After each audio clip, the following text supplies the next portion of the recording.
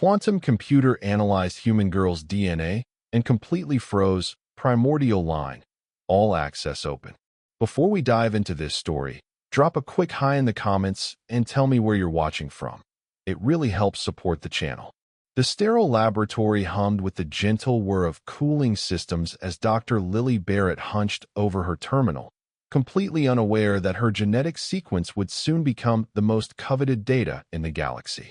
Outside the reinforced windows of Gentek's research facility, Manhattan's skyline glittered beneath a full moon, humanity blissfully ignorant of the cosmic storm about to break upon them. 10 light-years away, aboard the galactic science vessel Eternal Discovery, Science Director Zorax Talon observed Earth through the ship's quantum telescope array. His species, the Valkyrie, had been monitoring human development for centuries, cataloging their chaotic, unpredictable evolution with clinical detachment. The Valkyrie, with their pale blue skin and elongated craniums, considered themselves the pinnacle of galactic evolution, rational, methodical, and free from the messy biological imperatives that plagued lesser species. Director, the quantum computing hub is ready for the human DNA analysis, announced first analyst Nalera, her slender fingers dancing over holographic controls. We've managed to secure a direct feed from their primitive network, something they call the Internet. Their security measures are rudimentary at best. Zorax nodded, his large, pupilless eyes narrowing slightly. Begin the sequence analysis on their latest genetic research subjects. The Galactic Council requires comprehensive data before making first contact decisions. Nalera hesitated. Sir, permission to speak freely? Granted. The Council has delayed contact with humans for over 3 centuries now. Their technology is advancing rapidly. Is continued observation truly prudent? Zorax's thin lips pressed together in what passed for a Valkyrie smile. Prudence is precisely why we've survived since the Dawn Era, first analyst. Humans are. He searched for the appropriate word. Unpredictable. Their history is littered with violence, yet they create art of stunning beauty. They wage wars over trivial differences, yet unite in the face of natural disasters. They are a contradiction we must understand before integration. As you say, Director. Nalera turned back to her station, initiating the quantum scan of Earth's genetic databases. The Eternal Discovery's quantum computer, the pride of Valkyrie, was the most advanced computing system in the known galaxy. Unlike human quantum computers still in their infancy, the Pride could analyze the complete genetic sequence of an entire species in seconds, mapping not just physical traits, but potential evolutionary pathways, cognitive development trajectories, and even psychological predispositions encoded in cellular memory. Zorax watched as the Pride began its work, sifting through petabytes of human genetic data with effortless precision. Focus on their research subjects first, he instructed. Find their exemplars. Back on Earth, Lily stretched in her chair, rubbing her tired eyes.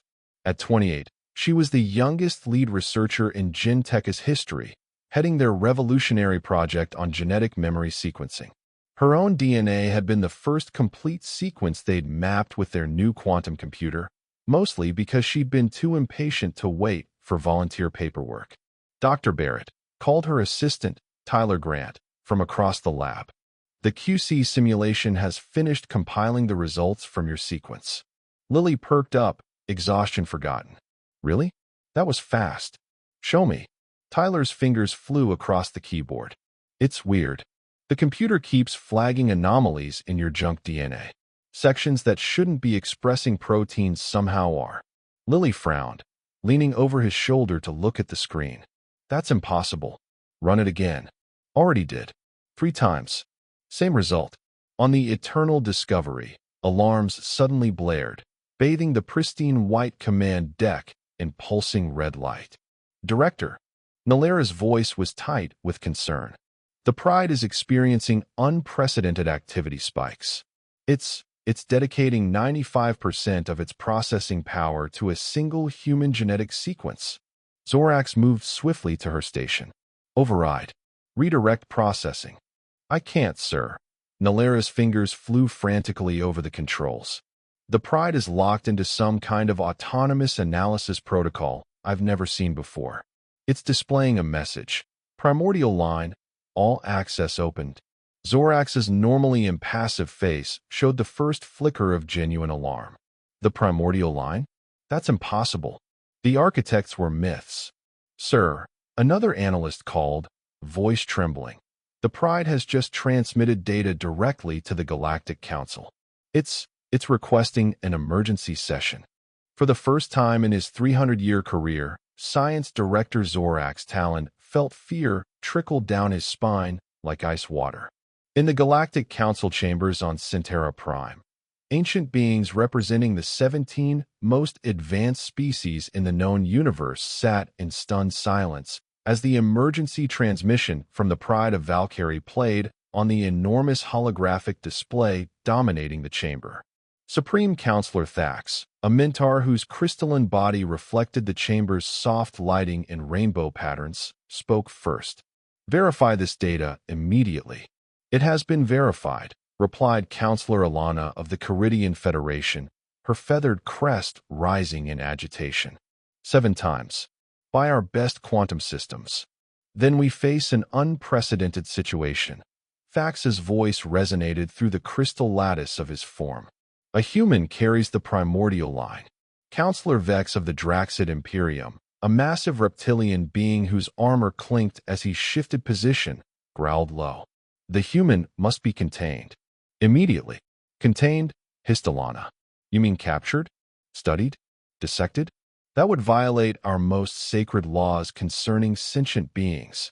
This goes beyond our laws, Vex countered. The primordial line has not been seen in a living being since the age of myths. If the legends are true, if the human truly carries the genetic code of the architects, then they must be protected, not dissected. Interrupted Counselor Kor, an ancient lumen whose body of pure energy pulsed with emotion. The architects seeded life throughout the galaxy. If their lineage survives in humans, it is a sacred trust. The debate raged, but one fact remained undisputed. For the first time since the founding of the Galactic Council 10,000 years ago, a unanimous decision was reached within a single rotation. Operation Starseed would commence immediately. The human carrying the primordial line would be brought to Centera Prime. 3 days after the anomalous scan, Lily sat in her apartment overlooking Central Park, laptop open to the latest research papers on genetic memory. Something about her scan results had been nagging at her, keeping her awake at night. The junk DNA expressing proteins shouldn't be possible. Those sections had been evolutionarily inactive for millions of years. A soft knock at her door interrupted her thoughts. Puzzled, she checked the time, 11:43 p.m., and cautiously approached the door. Through the peephole, she saw Tyler, looking anxious. "Tyler," she said, opening the door. "What are you doing here so late?" "We need to leave," he said without preamble, pushing past her into the apartment. "Right now? Pack only what you can carry. Essentials only." Lily stared at him. "What? Have you lost your mind?" Tyler was already moving through her apartment, closing blinds. Gentech was raided an hour ago. Men in black SUVs, no identifiable agency markings. They took the quantum computer and all our research data. That's impossible. We have government contracts, security protocols. Lily. Tyler cut her off, gripping her shoulders. They weren't government. Or if they were, they weren't American. The guard who called me said they spoke a language he'd never heard before. And they specifically asked for you. A chill ran down Lily's spine. This is crazy. Maybe, Tyler conceded, but I'm not willing to risk your safety on maybes. Something about your DNA scan triggered this. We need to go somewhere safe until we figure out what's happening. Before Lily could respond, the lights in her apartment suddenly cut out, plunging them into darkness broken only by the city glow through her windows. Too late, Tyler whispered, pulling her toward the fire escape. They're here. The front door burst open with a deafening crash. Silhouettes filled the doorway. Humanoid, but wrong somehow. Too tall, too thin. Lily caught a glimpse of pale blue skin and enormous, pupil-less eyes before Tyler yanked her through the window and onto the fire escape. "Run," he hissed, shoving her down the metal stairs. They clattered down the fire escape, adrenaline pushing them faster than either had ever moved. Behind them, Lily heard strange, musical voices calling out, the words incomprehensible but somehow familiar, as if she should understand them.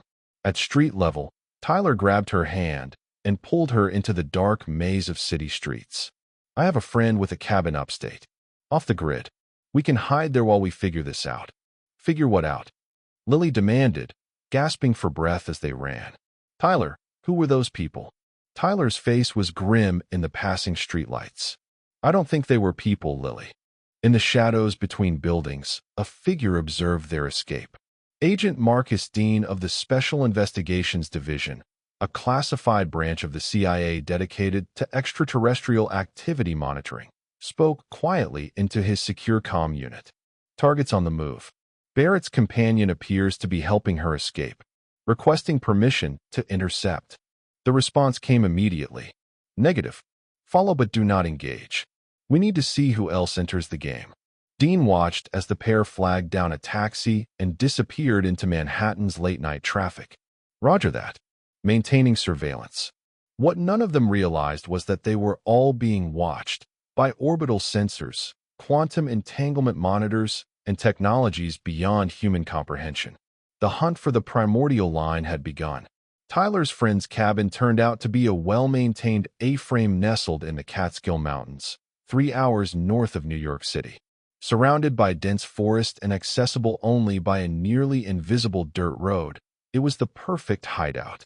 "Your friend just happens to have a fully stocked doomsday cabin?" Lily asked as Tyler showed her around the surprisingly comfortable interior. "Logan's been a prepper since college," Tyler explained, checking the solar battery levels. "He's convinced society is 3 meals away from collapse. I used to think he was paranoid. Now I'm grateful." Lily sat heavily on the leather sofa, the events of the night catching up with her. "Tyler, we need to talk about what's happening. Those people at my apartment. You said they weren't human." Tyler hesitated before sitting across from her. "About 6 months ago, I was approached by a government agent. He said he was with an agency that monitored non-terrestrial intelligence activities. I thought it was a joke at first. You're telling me you were contacted by the Men in Black?" Lily's voice dripped with skepticism. "Not exactly. This guy, Dean, he wasn't trying to hide anything. He said his agency had been tracking unusual interest in genetic research facilities around the world, that certain visitors had been monitoring human genetic development for centuries." Lily stared at him. "Visitors? As in aliens?" "He showed me evidence, Lily. Footage, materials analysis, communication intercepts. It was real." Tyler leaned forward, his face earnest. "He said they were particularly interested in our quantum computing project because it might finally unlock something they've been looking for. And you didn't think to mention any of this to me? Your research partner? Your friend?" Dean swore me to secrecy. Said knowledge of their existence could trigger premature contact protocols. But when your DNA scan showed those anomalies, and then the lab was raided. Tyler spread his hands helplessly. "I don't know what's in your DNA, Lily, but it's valuable enough that multiple non-human entities are willing to break their own protocols to get it." Lily laughed, a sharp, brittle sound. "This is insane. You realize that, right? You're talking about aliens and secret government agencies like we're in some sci-fi movie. I know how it sounds. But you saw them. You know they weren't human."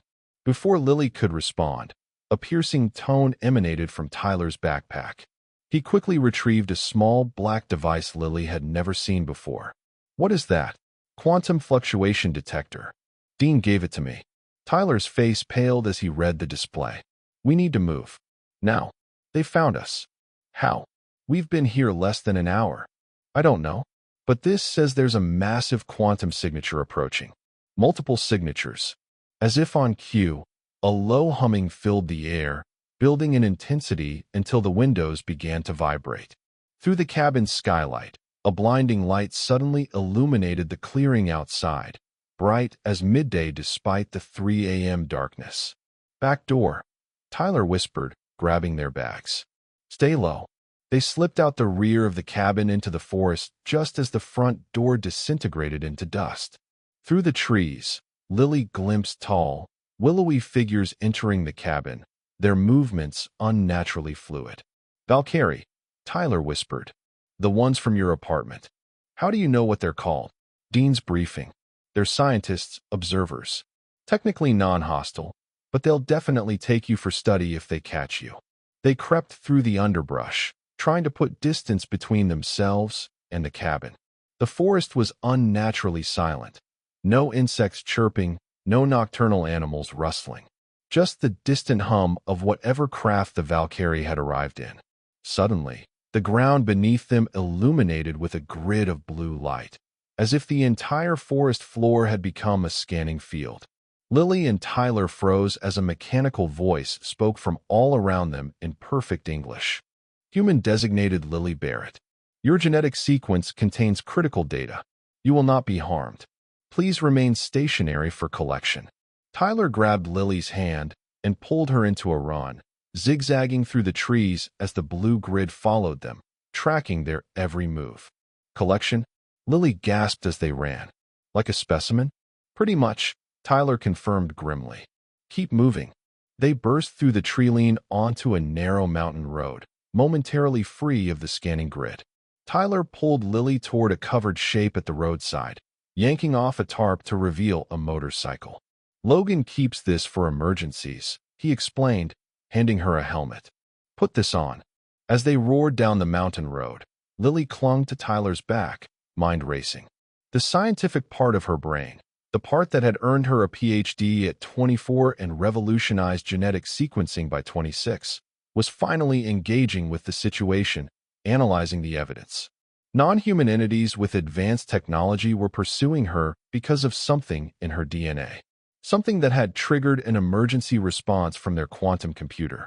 Something called the Primordial line.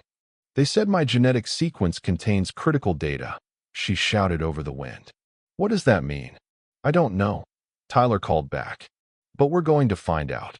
High above them, cloaked in technology that bent light around its hull, a sleek black craft monitored their escape. Inside, Agent Dean watched thermal imagery of the motorcycle speeding away from the Valkyrie ship. "Subjects evading initial contact team," he reported. "Request permission to extract." The response was immediate. "Negative. The Council has deployed a seeker. All human agencies are ordered to stand down." Dean's blood ran cold. "Sir, a seeker will cause casualties. Barrett is a U.S. citizen on U.S. soil. This is beyond national concerns now, Agent. The Primordial line has been confirmed. Full Council involvement is non-negotiable." Dean cut the transmission, conflict etched on his face. He had sworn an oath to his country, but he also knew what a seeker was capable of. Making his decision, he activated the craft's propulsion system and began descending toward the fleeing motorcycle. Lily's scientific mind was fully engaged now, processing everything Tyler had told her about non-terrestrial intelligence and connecting it to the anomalies in her DNA scan.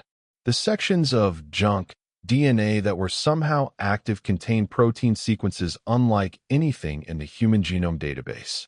They weren't random mutations. They were organized, purposeful, like a coded message written into her very cells. But who had written it?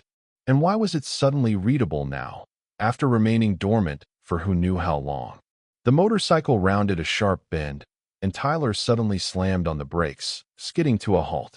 Ahead, blocking the narrow mountain road, hovered a black, triangular craft with no visible propulsion system or markings. "Government," Tyler breathed, tension evident in his voice. A hatch opened in the craft's underside, and a rope ladder descended. A man in a black tactical suit slid down it with practiced ease, landing lightly on the asphalt. "Dr. Barrett, Mr. Grant," the man called. "I'm Agent Marcus Dean, Special Investigations Division. We need to move quickly." Tyler relaxed slightly. "Dean." "Thank God." Lily removed her helmet, studying the agent with suspicion. "How do we know we can trust you?" "You don't," Dean acknowledged.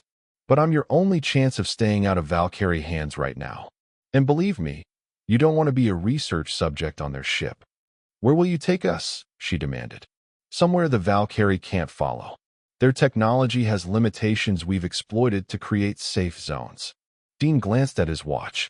But we have about 3 minutes before a seeker arrives, and that's a complication none of us want. What's a seeker?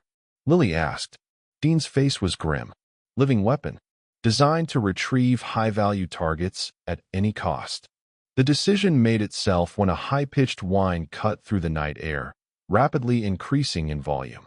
Too late, Dean muttered, drawing a strange-looking weapon from his holster. Get behind me, both of you. The sound built to a painful crescendo before suddenly cutting off. The silence that followed was somehow worse than the noise. Then, stepping out of the darkness at the edge of the road, came a figure that barely resembled anything human. 7 feet tall, with skin like burnished copper and eyes that glowed with inner fire, the being moved with predatory grace. Its body was a perfect fusion of organic and mechanical parts, strength and lethal purpose evident in every line. Lily Barrett. It spoke, its voice a harmonic blend of tones that made Lily's teeth ache. You will accompany me to the council. Dean raised his weapon. She's under the protection of the Terran Defense Accord. Seeker. Stand down. The Seeker tilted its head, the movement unnaturally smooth. The Accord is superseded by Council Directive 7 Alpha. The Primordial line transcends all prior agreements. I don't understand what's happening, Lily said, stepping forward despite Tyler's attempt to hold her back. What is the Primordial line? Why is it in my DNA? The Seeker's glowing eyes fixed on her with uncomfortable intensity. The architects seeded life throughout the galaxy 60 million years ago, then vanished. Their genetic signature, the Primordial line, was thought lost forever. Yet you carry it, unaltered, within your cells. This should be impossible. The architects, Lily repeated, scientific curiosity momentarily overriding her fear. You're saying an ancient alien species engineered life on Earth? Not just Earth, the Seeker corrected. All life on all worlds. But their pure genetic signature was lost to time and evolution. Except, apparently, in you. Dean kept his weapon trained on the Seeker. The how and why can wait. Right now, Dr. Barrett stays on Earth until the Terran Council representative can attend this emergency council session. The Seeker's eyes flared brighter. Unacceptable. The human comes with me. No, I don't think I will, Lily said, surprising herself with her steady voice. Not until I understand what's happening. Not until I can verify everything you've told me. The air between the Seeker and their group suddenly shimmered, and a new figure materialized. A being of pure energy in vaguely humanoid form, pulsing with blue-white light. Enough, the energy being said, its voice somehow inside their minds rather than in the air. I am Counselor Core of the Lumen, designated Terran Advocate. This confrontation serves no purpose. Dean lowered his weapon slightly. Counselor, the Accord requires consultation before extraction. Circumstances are unprecedented, Agent Dean. However, the energy being turned toward the Seeker, forced extraction violates the fundamental rights of sentient beings. Dr. Barrett must choose freely. The Seeker seemed about to object when another sound filled the air, the distinctive hum of Valkyrie craft approaching rapidly. We are out of time, Core stated. Dr. Barrett, you and your companions must come with me now. I offer sanctuary and answers. Lily looked at Tyler, who gave her a small nod, then back at the energy being. All of us go, or none of us go. Acceptable, Core agreed. Prepare yourselves. Quantum translocation can be disorienting for physical beings. Before Lily could ask what that meant, the world around them dissolved into streams of light and information. Lily had the brief, impossible sensation of existing everywhere and nowhere simultaneously, her consciousness expanding beyond the boundaries of her body to touch the entire universe. Then, just as suddenly, reality reasserted itself, and she found herself standing in a vast chamber unlike anything she had ever seen. The walls, floor, and ceiling seemed to be made of living crystal that shifted colors with her thoughts. Around a massive circular table sat beings of such diverse form and biology that her mind struggled to process what she was seeing. "Welcome," said a crystalline being at the head of the table, "to the Galactic Council. I am Supreme Counselor Thax, and you, Dr. Lily Barrett, have just become the most important human in history." Lily's knees buckled slightly, Tyler's steadying hand on her elbow the only thing keeping her upright. "Why?" she managed to ask. "What is the primordial line, and why do I have it?" Thax gestured, and a holographic display appeared in the center of the chamber. The architects were the first sentient species to evolve in our galaxy, over 60 million Earth years ago. They achieved technological advancement beyond anything we have since replicated. And then, at the height of their civilization, they vanished, but not before seeding developing worlds with life engineered from their own genetic template. The hologram showed humanoid beings of incredible beauty, their features perfect in a way that transcended any one species' definition of beauty, a universal ideal form. All sentient species in the known galaxy can trace their lineage back to architect genetic templates, modified for different planetary conditions, continued a feathered being that Lily assumed was another counselor. But the original, unmodified primordial line was lost. The pure genetic sequence of the architects themselves has not been seen in 60 million years. Until your DNA was scanned by the Valkyrie quantum computer. Lily shook her head. "That's impossible. I'm human. Completely human." "Yes," agreed Thax. "And that is the mystery. Somehow, the architects inserted their pure genetic sequence into the human genome, where it remained dormant, passed down through countless generations, until it found its way to you." "But why?" Lily asked. "What purpose would that serve?" A massive reptilian being leaned forward. "We believe it is a key." "A key to what?" "The architect's legacy," the reptilian rumbled. "Their knowledge, their technology, perhaps even answers to where they went and why. For 60 million years, the greatest mystery of the galaxy has been the disappearance of the architects. You, Dr. Barrett, may carry the means to solve that mystery." Tyler, who had been silent until now, spoke up. "So what happens to Lily now? She's not just some genetic key you can use and discard." The council members exchanged looks that Lily couldn't interpret. "Of course not," Thax assured them. "Dr. Barrett's rights as a sentient being are paramount. However, the activation of the primordial line in her DNA suggests the architects intended for this moment to arrive. Something triggered that activation, something beyond the simple scanning of her genetic code." Lily's mind was working at full speed now, making connections. The quantum computer. Our new quantum computer at Gentech. Core, the energy being, pulsed brightly. "Explain." "We developed a new type of quantum scanning technology. Instead of just reading the sequence of nucleotides, it reads the quantum state of each base pair simultaneously. It can detect subtle shifts in quantum entanglement between different sections of DNA." Lily's eyes widened as she realized the implications. It doesn't just read the genetic code. It reads the quantum information encoded within the structure of the DNA itself. The council chamber erupted in a cacophony of voices, sounds, and telepathic communications that overwhelmed Lily's senses. Thax raised a crystalline appendage, and silence immediately fell. "If this is true, then the architects were even more advanced than we believed," Thax said. "They encoded quantum information into organic DNA, information that could only be read once a species developed quantum computing technology." "A test," Lily breathed. "They wanted to make sure whoever accessed this information had reached a certain level of technological development." "Precisely," agreed Core. "But the question remains, what information did they encode?" For the first time, Agent Dean spoke up. "Sir, with respect, I think we're overlooking something critical.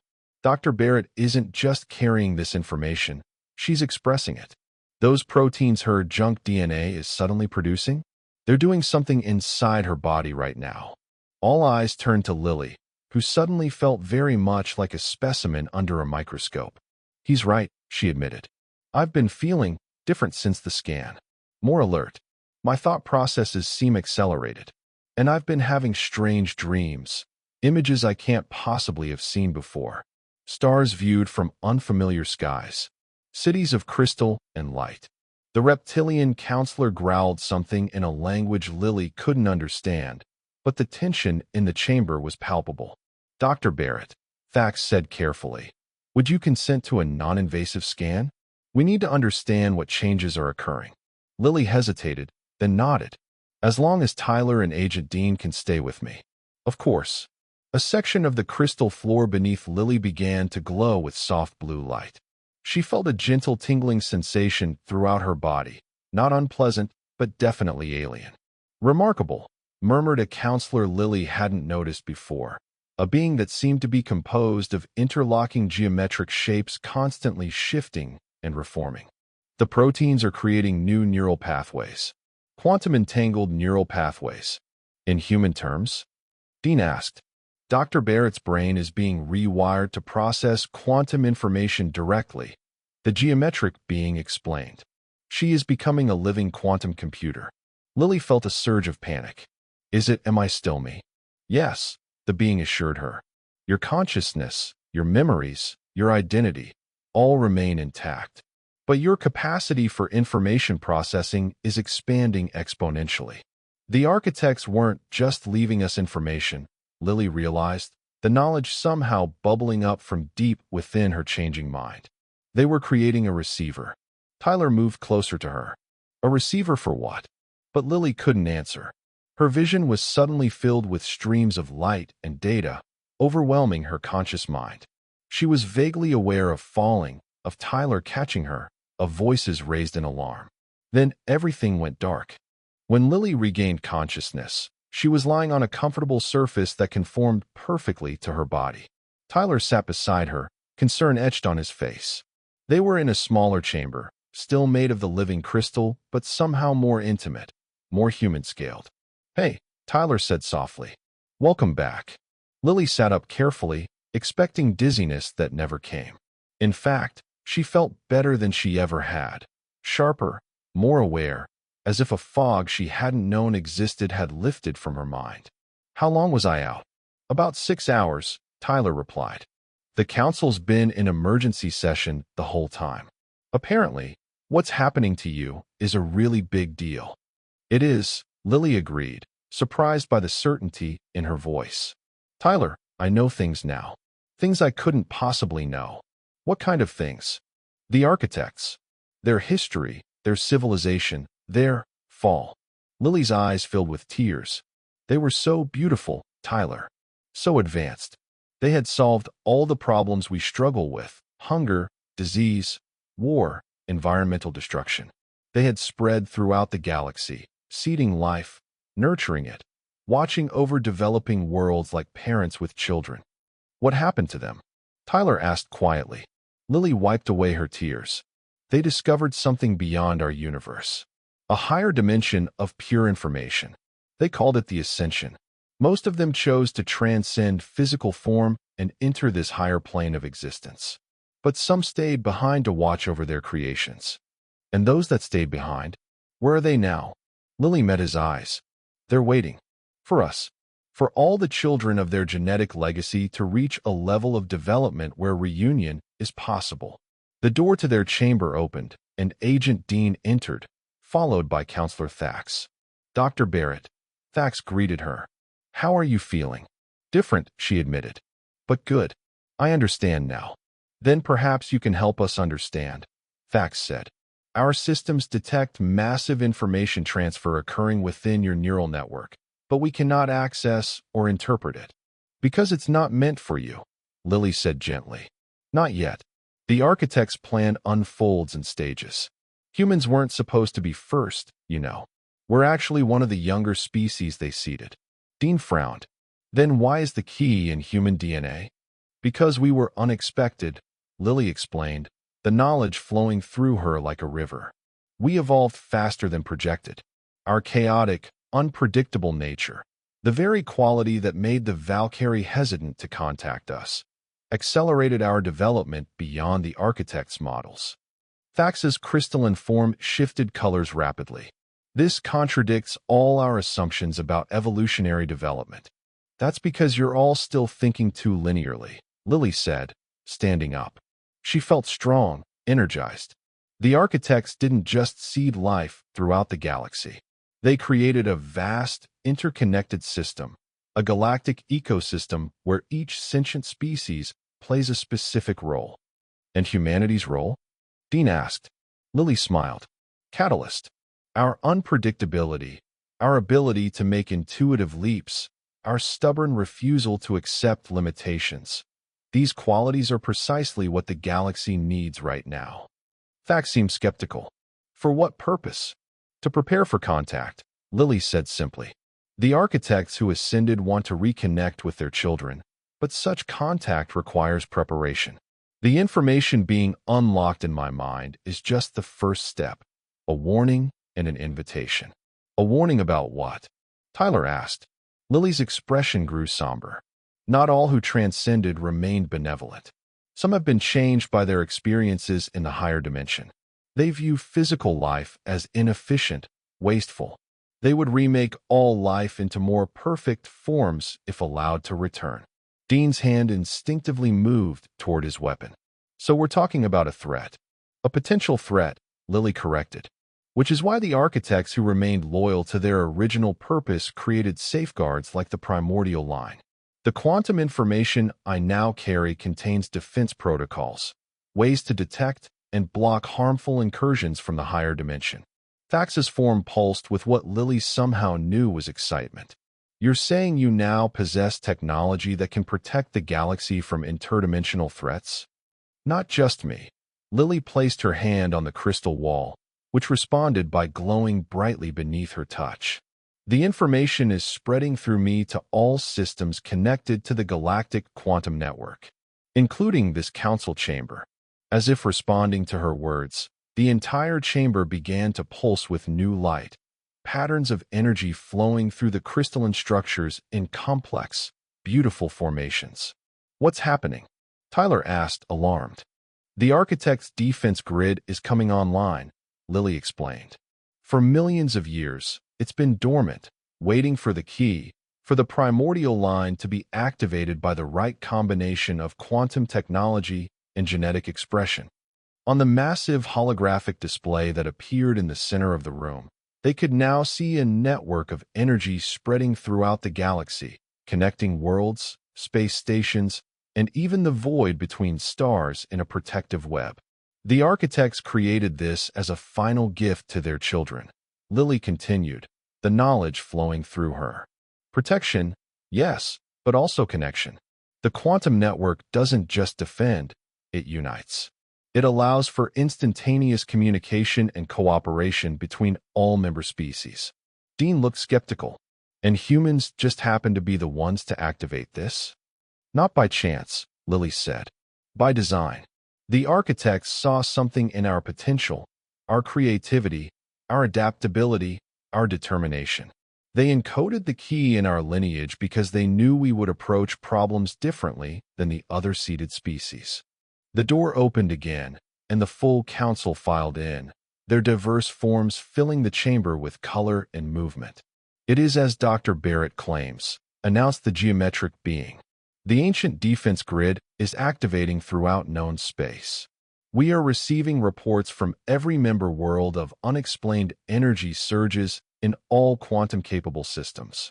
Counselor Core pulsed with bright light. The Valkyrie report that the Pride of Valkyrie is interfacing with the grid at an unprecedented level. It appears their quantum computer was designed, or perhaps influenced, to be compatible with this ancient technology.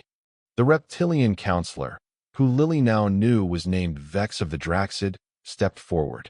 The question remains, what do we do with this human?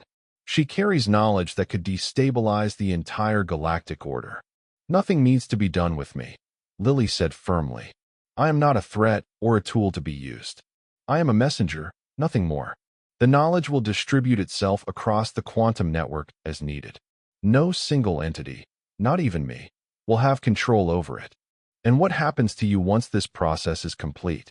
Tyler asked, concern evident in his voice. Lily smiled and took his hand. I go home, back to Earth. The changes in my neural structure are permanent. I'll always have enhanced cognitive abilities, but the bulk of the architect's knowledge is already transferring to the network. I'm just the conduit, not the destination. Unacceptable, Vex growled. The human must remain under council observation. The potential risks are minimal compared to the benefits of allowing Dr. Barrett to return to Earth, Core interrupted. Consider, Counselor, humanity now has undeniable proof of extraterrestrial life. They have a representative who understands both human and galactic concerns. Dr. Barrett can help prepare her species for formal introduction to the galactic community. Thax's crystalline form shimmered thoughtfully. The lumen makes a compelling point. Humanity was already approaching the technological threshold for contact. This simply accelerates the timeline. The council chamber erupted in debate again, various species arguing in a cacophony of languages, energy patterns, and telepathic broadcasts. Lily watched them with a newfound understanding of their concerns and hopes, seeing the complex interplay of galactic politics with clarity that would have been impossible for her just days ago. Finally, Thax raised a crystalline limb for silence. The council has reached a decision. Dr. Lily Barrett will return to Earth as humanity's first official representative to the Galactic Council. Agent Marcus Dean will serve as liaison between human governments and the Council. A formal introduction protocol will begin, with humanity granted provisional member status. Vex made a sound of displeasure but did not object further. And what about Tyler? Lily asked. He risked everything to protect me. Thax's form shifted to a warmer hue. Mr. Grant has proven himself a loyal friend and protector. He may return with you and be granted the same diplomatic status. Tyler squeezed Lily's hand. So we just go back to our lives? After all this? Not exactly, Lily laughed. Our lives will never be the same. But we go back to Earth with a purpose, to help humanity prepare for its place in the galactic community. Dean stepped forward. When do we leave? Immediately, Thax replied. The defense grid is stabilizing. Dr. Barrett's presence is no longer required for its operation. As they prepared to depart, Core approached Lily privately. There is something you should know, Dr. Barrett. Something the council did not discuss openly. The dissenting architects, Lily guessed. The ones who view physical life as inefficient. Core pulsed in affirmation. Yes, our long-range sensors detect disturbances at the edge of the galaxy. The defense grid activated just in time. They sensed the activation, Lily nodded. They know their loyal counterparts have made their move. Will the grid be enough? Core asked. Lily smiled. The grid isn't the defense, Counselor. It's just the communication network. The real defense is cooperation, the combined strength and ingenuity of all sentient species working together. Humans may have activated the system, but we're just one piece of the puzzle. A critical piece, Core observed. Every piece is critical in the architect's design, Lily replied. That's what makes it beautiful. 3 months later, Lily stood at a podium before the United Nations General Assembly, the faces of world leaders reflecting shock, wonder, and occasional fear as she concluded her presentation. The quantum defense grid is now fully operational, she stated, her voice calm and confident. Earth is protected, as are all worlds in the galactic community.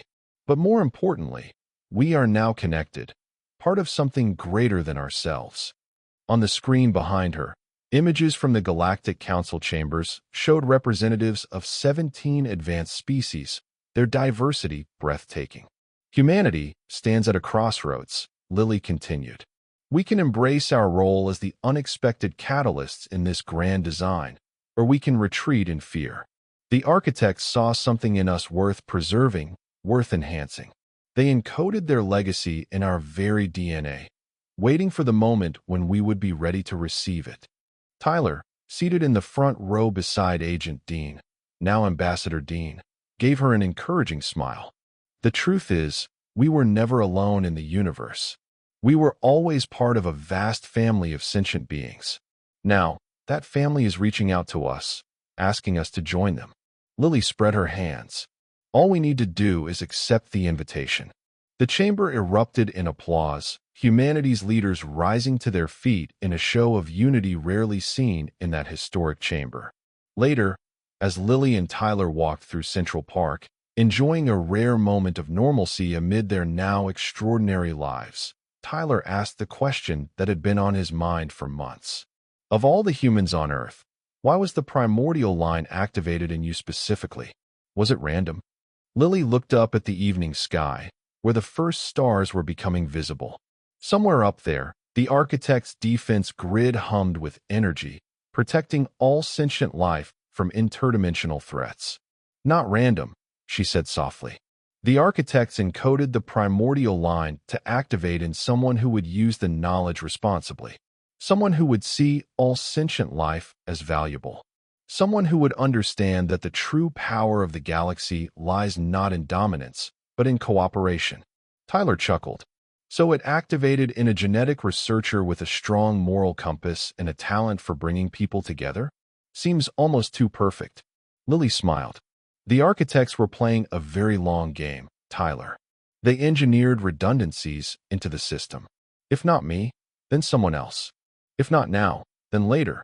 But they predicted humanity would reach the necessary technological level around this time. And they were right. And the hostile architects? The ones at the edge of the galaxy. Still there, Lily admitted.